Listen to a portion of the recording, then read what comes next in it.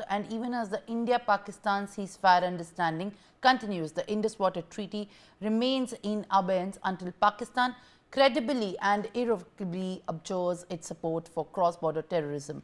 Brokered by the World Bank in the year 1960, the IWT has governed the distribution and the use of the Indus River and its tributaries between India and Pakistan.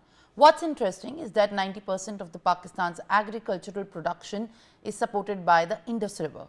Agriculture and hydropower from the Indus drive 24% of the Pakistan's GDP and drives employment of about 40% of the Pakistan's labor force. Even as Pakistan's concerns regarding the rivers are dwindling and a water crisis looming large, India has made it clear that blood and water will not flow together. Now, India has curbed the water supply via the Baglihar and Salal dams on the Chenab River. On your screens, you can see visuals from this morning. All the gates of Baglihar Dam remain closed, while only one gate of Salal Dam remains open. All right, on that note, let me also get in a update from my colleague Ajay Jandyal. Ajay, now as far as Indus Water Treaty abeyance and India's resolve to abstain Pakistan from the distribution of the Indus River is concerned, now there have been changes on the ground which in fact very clearly reflect in the pictures as well that we see on our screens. The Baglihar Dam, the Salal Dam in Reesi, these are in fact the gates which have been opened and now been shut. What are you picking up with the more details on this, and how exactly India plans to curb the water distribution to Pakistan?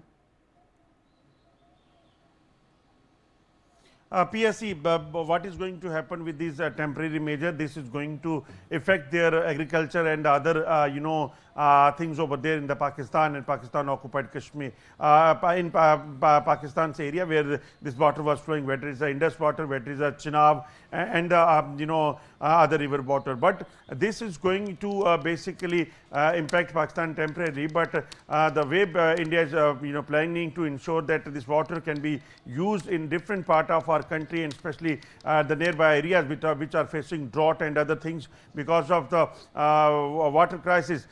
This will be diverted. This can be diverted now to the other part of the this area from where these are flowing. Because earlier, what was happening, that water was coming from the top and going towards Pakistan, and Pakistan was enjoying the water. They were using it for the agriculture, irrigation and other things over there.